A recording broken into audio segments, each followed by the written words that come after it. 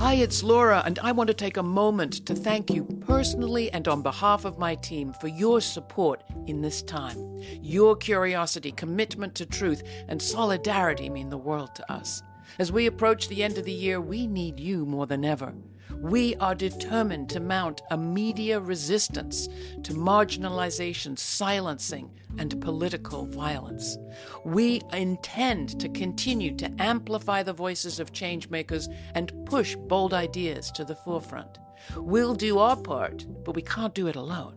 Our year-end fundraising drive kicks off on December 3rd. Will you stand with us, join with us, and help us build the media resistance we need more than ever right now? Every contribution helps, and you all help keep this content free for everybody. Do your part. Visit lauraflanders.org/donate to contribute today. And thank you. Now on with this week's show.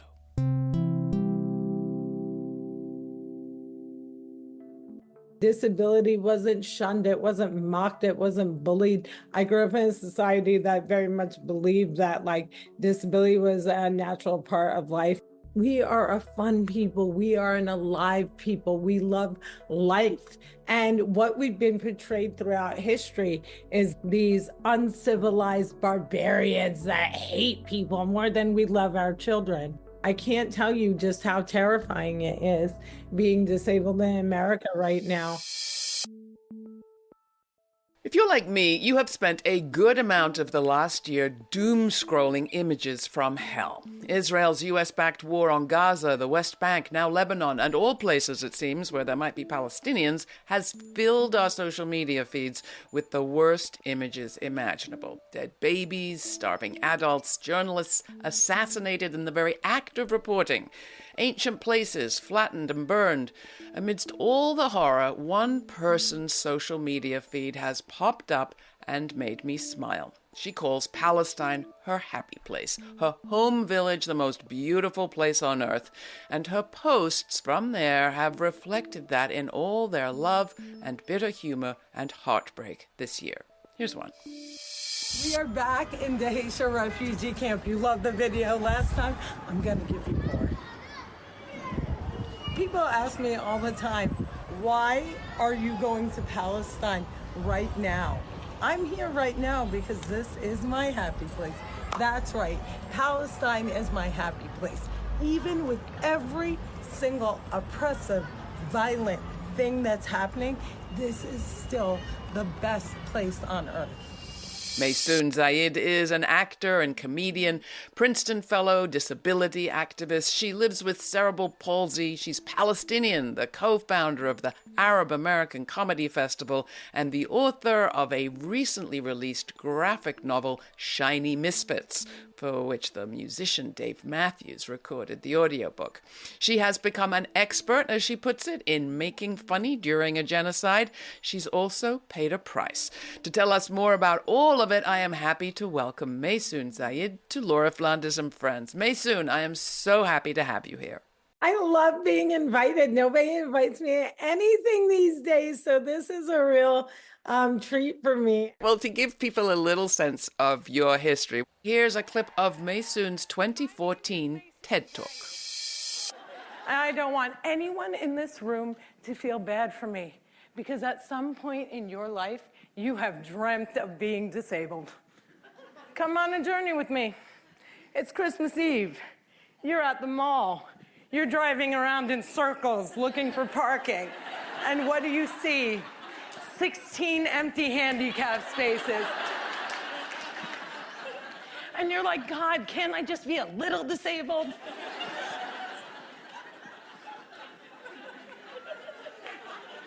Also, I gotta tell you, I got 99 problems and palsy is just one. If there was an oppression Olympics, I would win the gold medal. I'm Palestinian, Muslim, I'm female, I'm disabled, and I live in New Jersey.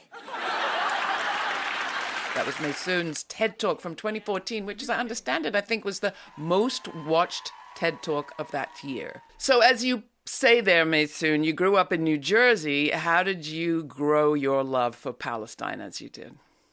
So I was born and raised in New Jersey, but I spent every single summer in Palestine. So I do a joke on stage where I say my friends would go to Jersey Shore and I would go live in a war. And so every single summer we went and lived back home with my grandmothers, with my aunts, with my cousins.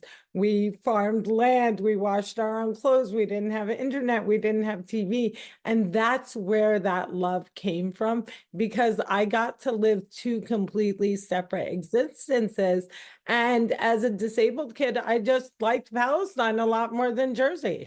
Why? Why? How come? Well, first of all, I wasn't the only disabled kid. Like it was very isolating in New Jersey because my parents fought to have me mainstreamed before the Americans with Disabilities Act was ever even passed. And so I was the only visibly disabled kid in my school growing up. But in Palestine, there were other disabled kids, and disability wasn't shunned, it wasn't mocked, it wasn't bullied. I grew up in a society that very much believed that like disability was a natural part of life and that all things from God was good. And, kind of a centerpiece of how I raised was that I wasn't a mistake, that this was all by design. Your parents sound like pretty incredible people, and you have followed in that tradition, sending that message to people who might feel that they are outliers with your new book, Shiny Misfits, which I should say was recently announced as a Read Across America book. Read Across America is a huge, amazing thing because it's the National Educators of America, and they choose 12 books a year from each category. And the reason I think it's so important that it was chosen for Read Across America is because Shiny Misfits is not your conventional middle grade book. First of all, it's a comic book.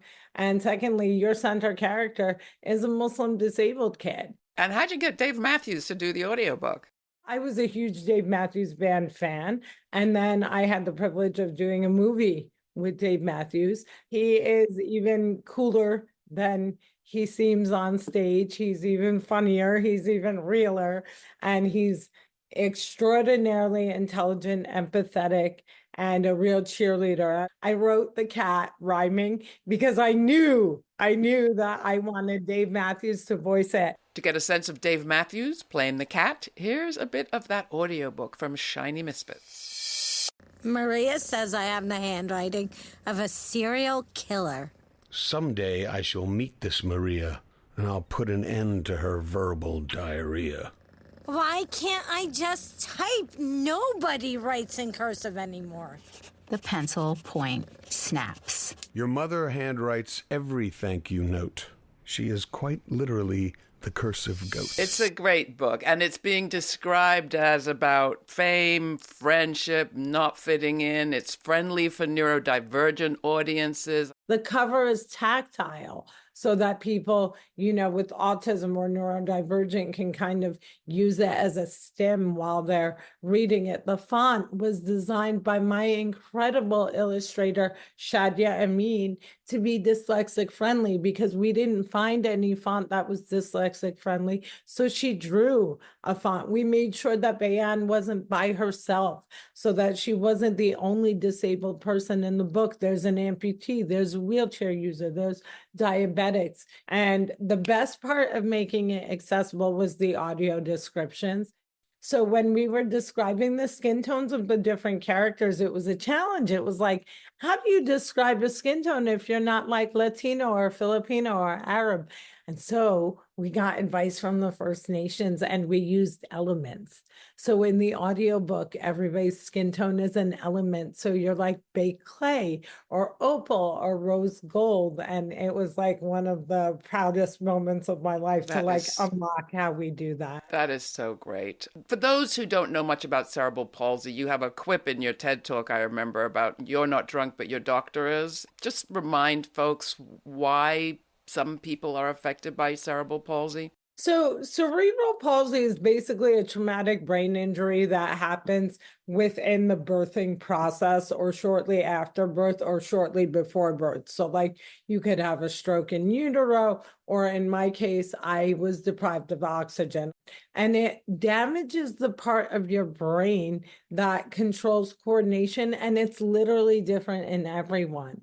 So depending on the damage, it's like some of us are nonverbal, some of us are more like facing difficulties walking, others have more difficulty with their hands, and that there's wheelchair users, and there's a whole spectrum of people with cerebral palsy. Mine, I joke on stage, it's very much inspired by Taylor Swift. So I shake it, I shake it, I shake it, I shake it like Taylor Swift. So I'm spastic, and I'm also an ambulatory wheelchair user, which means, yes, I can tap dance in heels on Broadway, but also sometimes I use a wheelchair. And it's not because I'm lazy or because I'm faking, but because it's like a wave of ability. To jump back to Palestine for a minute, you have referred to war and genocide as a disabling event. Why? It's a mass disabling event. So on a daily basis, we're hearing about the largest cohort of amputated children in modern history. When you've watched what we've watched and what you've survived, what we've survived, and what we continue to try and survive with all odds against us, has to do a job on your mental health. Hearing loss is extraordinarily affected in Palestine because of all the drones and the Apaches and the explosions and stuff. So this is a mass disabling event. And the way that I try to look at it positively is like, I've been a disability advocate my entire career. I've always used comedy to humanize and educate on disability. And like, this is the moment, because the future of Palestine is disabled. And between life and death, there's disability. I don't think it's better to be dead than to be disabled. And I want us to create a viable, accessible future for this cohort of human beings that we have failed in the present. This is Laura Flanders and Friends. Laura's guest is Maysoon Zayid, a comedian and unapologetic voice for disability rights and Palestinian identity. She's the author of the new graphic novel and audiobook, Shiny Misfits, that tells the story of Bay Ann, a disabled girl and her cat friend, narrated by musician Dave Matthews. Next, Laura asks Maysoon about resilience of Palestinians and how to talk about it without reducing their suffering. Later, in Laura's commentary, she'll share some thoughts about human shields and asks if we can shield one another here in the U.S. You'll definitely want to stick around for that. Want to see Maysoon in action? In Palestine or tap dancing on Broadway? You can on the TV half hour that streams at lauraflanders.org. While you're there, please subscribe to our weekly newsletter to receive information on all of our web exclusives, including the free podcast of our full uncut conversation from today's show. The show continues, but first here's Purpose Love by Jaleesa, released on Dorado Records. I remember days so long, within the eye of the storm. I seem to stand while standing still for tomorrow. You present without a word, bringing voices that we've heard. Healing broken places with song, with sound. You are the beauty that lives within the madness. Disabling has many aspects to it. And I know from my own family that one of the aspects is this kind of pitying that happens. Oh, you poor people. Oh, you poor thing. What can we do for you?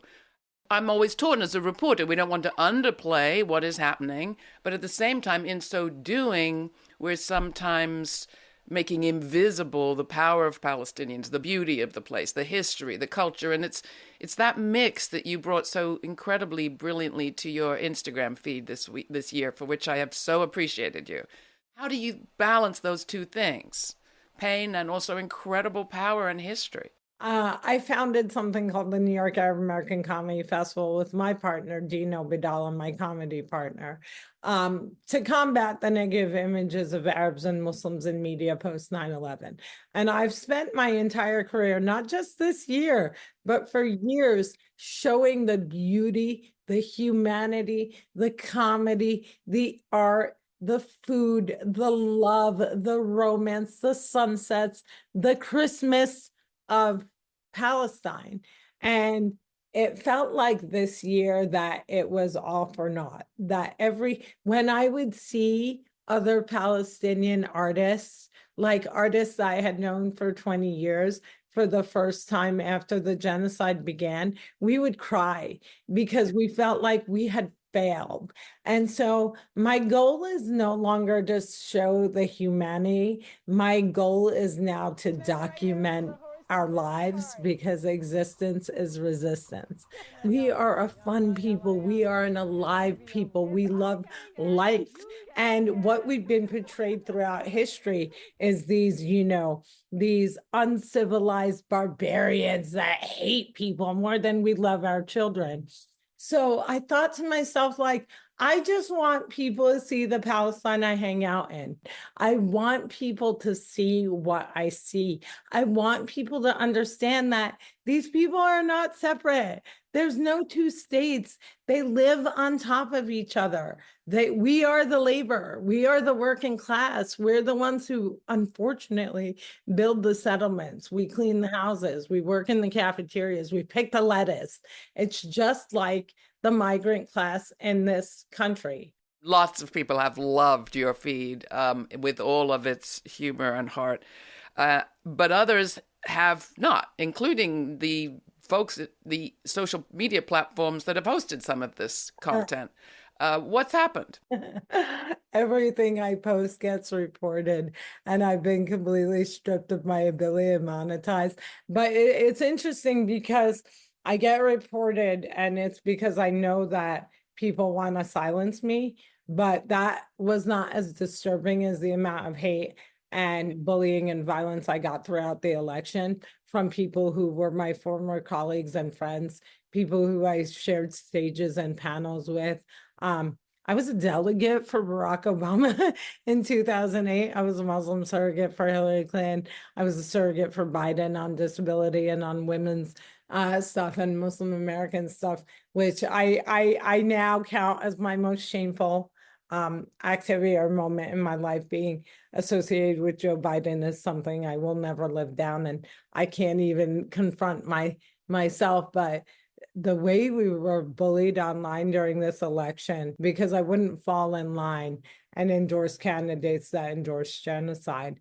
And it was really shocking because I always knew half the country wanted me dead. But when I knew it was 99%, I thought, hey, I need to write a sequel to Shiny Misfits, because we're just not treating different people right in this country. Well, I hope you do write a sequel for sure. And I hope that you let people know about your shows that you've taken to the stage. Those too have faced some challenges. You'll be coming to Joe's Pub in 2025. So Disco is a brand new show that was supposed to be a television show. And it was killed, and it was not greenlit. And now I'm taking it live to the stage. I'm going to tell you all about Disco. But as a stand-up comedian, I have sold out comedy clubs in New York City for 20 years, and those clubs canceled me. I had corporate gigs canceled. I had academic invitations rescinded.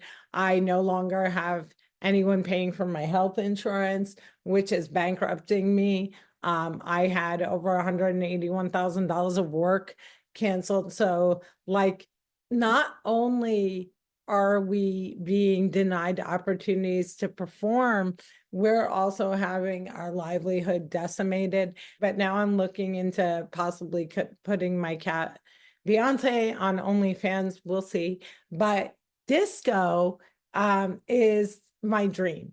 So my dream in life was to be a host on The View, but they never gave me a seat ever. And so disco is The View after a really bad accent. It's a panel show hosted by a diverse cadre of disabled women, different, different types of disability. Some of us were born this way. Some of us were blessed to join the disco. And the reason I call the show disco is it stands for Disability Community, disco, because we're the party. Disability intersects with every single minority community. You can join us at any time, regardless of race, religion, age, gender, class, or who you love. And that's why I am who I am, because my community has always been diverse. There's also a film just out that you're in, The Ride Ahead. The Ride Ahead with Samuel Habib.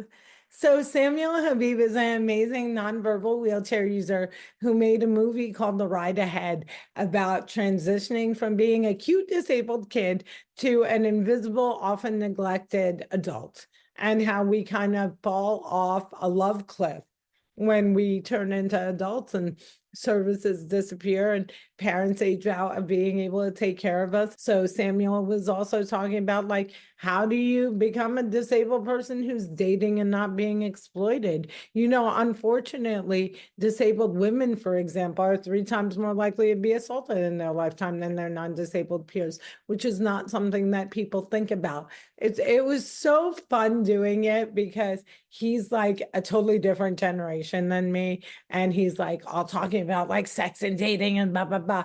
And I'm like a conservative Muslim. So it was a really fun sit down. It shows a lot of Samuel's everyday life and like what it means to be disabled in America. And I can't tell you just how terrifying it is being disabled in America right now, because people like Samuel depend on home-based healthcare, and people like me depend on $12,900 prescriptions a month that are covered by our insurance to keep us alive. And we don't know what's going to happen.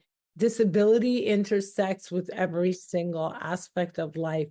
So anything that harms anyone harms us even more, whether it's climate change and not being able to evacuate us in time, or, as I said, violence against women, which disproportionately affects disabled women. Even one statistic that I will leave you with, because I'm a comedian, so why not end on the darkest note possible? 50% of all Americans killed by law enforcement are disabled. So that's the type of violence that we're facing. That's the type of fears that we're facing. But again, you give me a platform, and I hope that I give hope to everyone to say there's more of us than them. We're the largest minority in the world. We have the buying power of China, $8 trillion. So let's just, band together and make sure that we make the future accessible, because the future is disabled. And peace in Palestine. Now, how you, as I understand it, at one point you said that you were supporting some people. I don't even want peace in Palestine. I want an end to the slaughter in Palestine. I don't want another child killed or disabled, regardless of faith. That's it. Maybe justice comes closer, but that's for a whole nother episode. I don't even want justice. I literally want the killing to end. So if it means killing ends and no one is held accountable, like we've seen for decades and centuries in history, I'm fine with that. I just need the killing to end.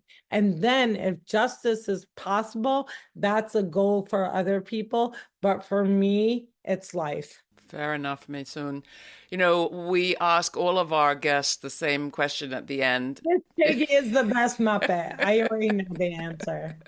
The question is, what's the story the future will tell of now? What do you think? We failed.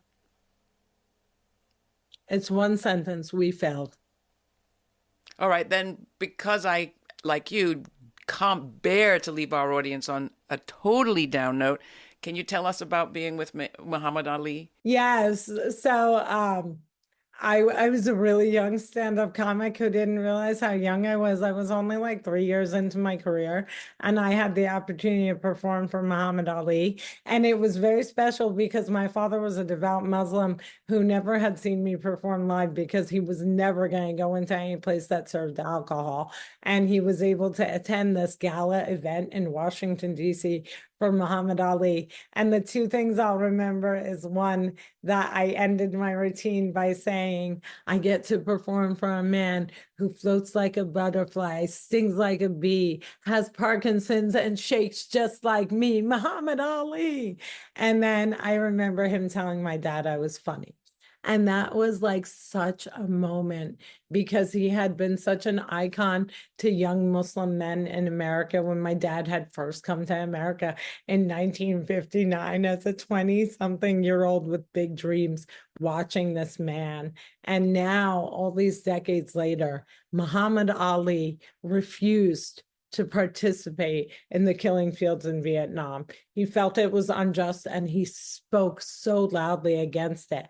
And other than Dave Matthews, how many artists have vocally, full-throatedly come out and said, no, I will not sign on to saying it's okay to kill certain people because they were born on the wrong land, the wrong faith. Maysoon Zayid, thank you so much for everything that you do and for being with me on Instagram this year and for your upcoming shows, which I'll be sure to make. Every single one of us is a misfit. Even the most popular person has a part of them that doesn't fit in. So I hope you can find joy from Shiny Misfits. I hope you can find hope from what I put online for Palestine. And I hope that you can find courage to speak up. Your voice is your weapon against injustice. I beg you all use it. Maysoon, thank you so much. Thank you.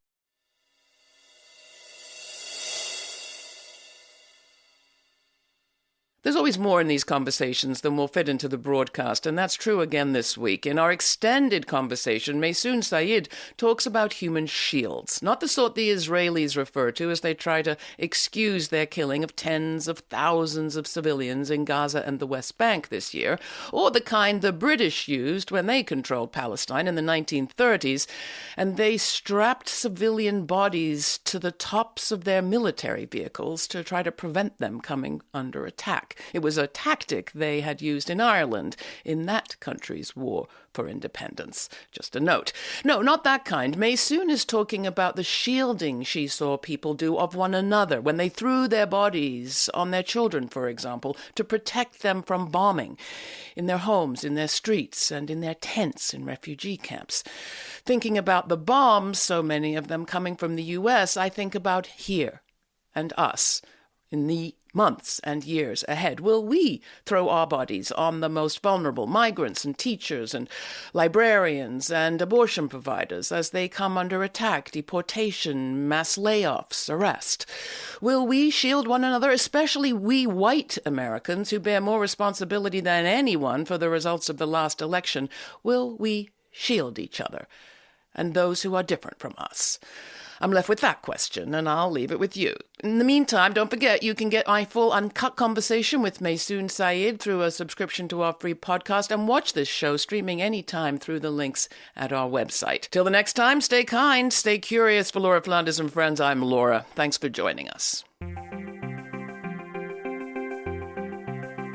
For more information on this episode, check out our show notes posted for free at patreon.com/Laura Flanders and Friends. And we invite you to subscribe to our YouTube channel to watch the premiere of each week's show and chat in real time with Laura. The premiere now airs on Fridays at 5 p.m. Eastern. Thanks to our member supporters, this show remains free to millions on public TV, community radio, and as a podcast. Not a member yet? Make a one-time donation or make it monthly at lauraflanders.org. This show is produced by yours truly, Laura Flanders, along with Sabrina Artel, Jeremiah Cothran, Veronica Delgado, Erica Harley, Jeanette Hernandez, Jeannie Hopper, Sarah Miller, Nat Needham, David Neumann, and Rory O'Connor. Thanks for joining us.